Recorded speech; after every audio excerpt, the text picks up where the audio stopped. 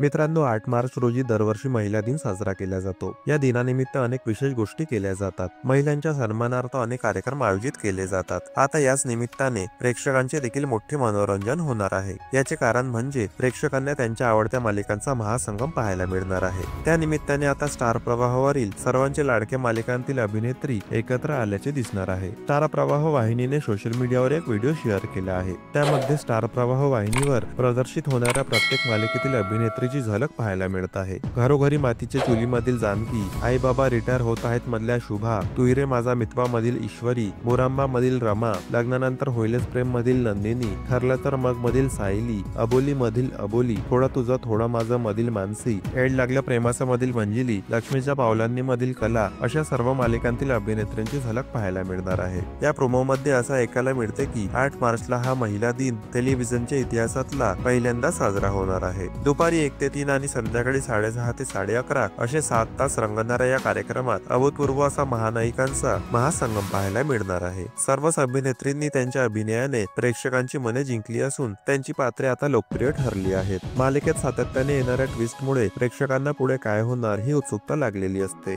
दरम्यान आता या महासंगम मध्ये नक्की काय होणार, कोणत्या मालिकेत काय घडणार आणि कोणत्या मालिकेत ट्विस्ट येणार हे पाहणे उत्सुकतेचे ठरणार आहे.